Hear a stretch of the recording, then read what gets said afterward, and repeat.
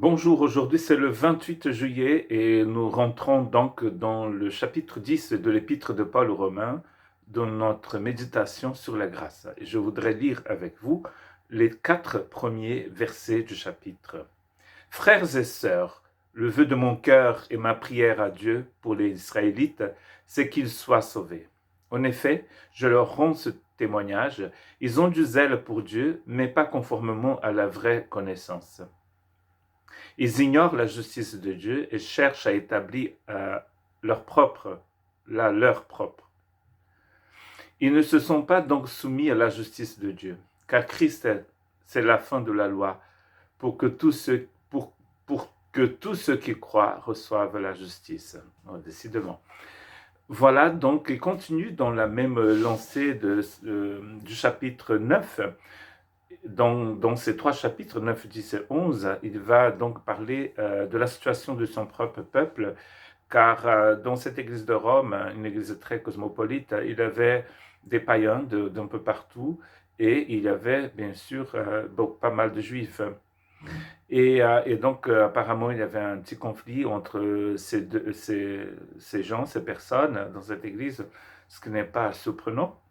Et donc, dans ces trois parties que nous appelons donc 11, 9, 10, 11, il va donc parler de la situation de Juifs à ce moment-là.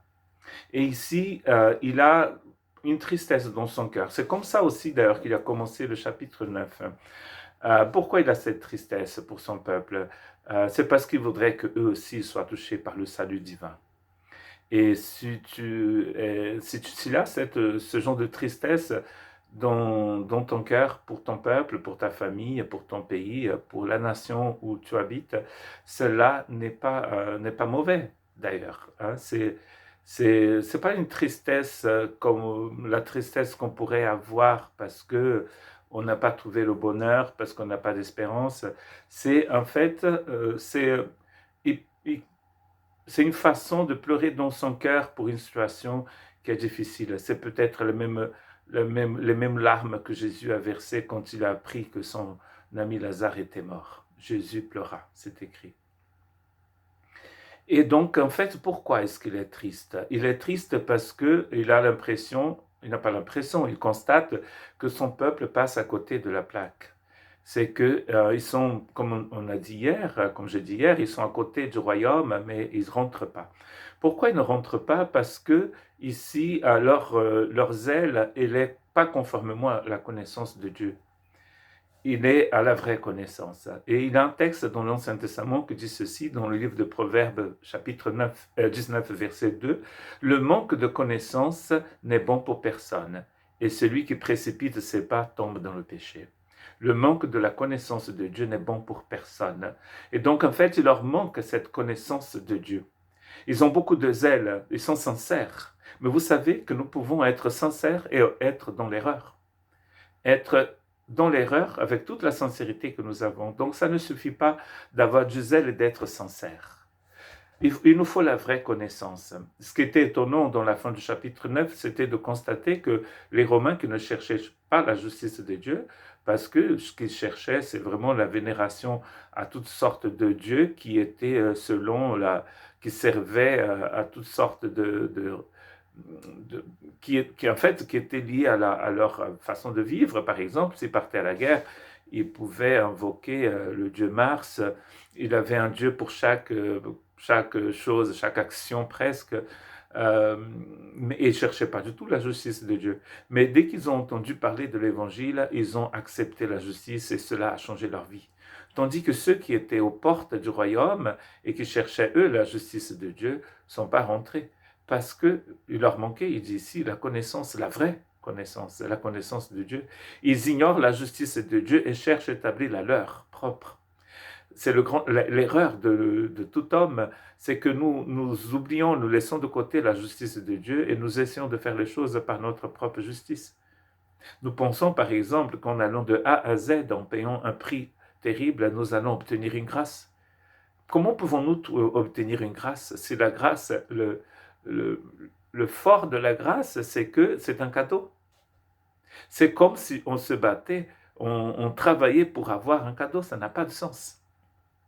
Si on vous offre un cadeau et si vous offrez de l'argent, la personne sera fortement offensée. On ne paye pas pour un cadeau. Et c'est ça le problème ici de sa propre justice, c'est que par sa propre justice, on essaye de payer un cadeau. La grâce, c'est un cadeau, et on ne peut pas payer pour un cadeau, ça n'a pas de sens.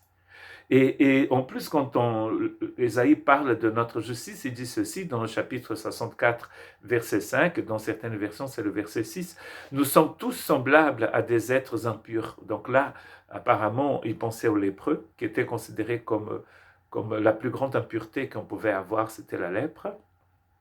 Toute notre justice, entre guillemets, bien sûr, c'est comme des linges souillés. Et là, on pense qu'il pensait, aux, aux règles des femmes. Les draps qui étaient tachés, les vêtements qui étaient tachés du sang des règles des femmes, qui étaient considérés dans la loi comme une impureté. Nous sommes tous flétris comme un feuillage. Nos fautes nous emportent comme le vent. On emporte le vent, n'est-ce pas?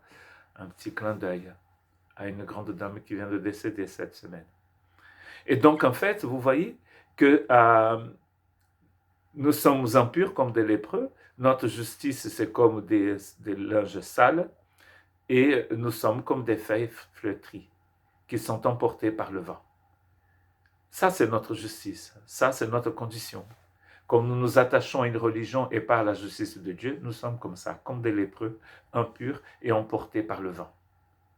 Mais Paul nous donne, en nous donnant son témoignage, en partageant son témoignage, il dit ceci dans le chapitre 3 de Philippiens, verset 9, « Mon désir, c'est d'être trouvé en lui, non pas avec une justice que j'aurais moi-même acquise en obéissant à la loi, mais avec la justice qui vient de la foi en Christ et que Dieu accorde à ceux qui croient. » Paul, qui a s'est tellement battu pour courir après sa justice, en faisant ceci et cela, en tuant des chrétiens, des disciples du Christ, en persécutant l'Église, il pensait qu'il allait donc pouvoir accomplir la volonté de Dieu en utilisant sa propre justice. Car Christ, c'est la fin de la loi pour ceux qui croient, pour tous ceux qui croient et qui reçoivent la justice de Dieu. Donc la fin de la loi, c'est le Christ. Soit nous suivons la loi, soit nous suivons Jésus. Les deux, on ne peut pas faire les deux. Le Christ, il met un terme à des obligations et il établit le royaume de la grâce de Dieu. Ils ignorent la justice de Dieu et cherchent à établir la leur. Donc que Dieu puisse nous aider à ignorer notre justice, car nous sommes impurs, nous sommes comme des lages tachetés du sang, nous sommes comme des feuilles flétries. Mais Christ nous amène dans le royaume de Dieu et c'est une grâce, c'est gratuit. Il faut tout simplement l'accepter. Que Dieu vous bénisse.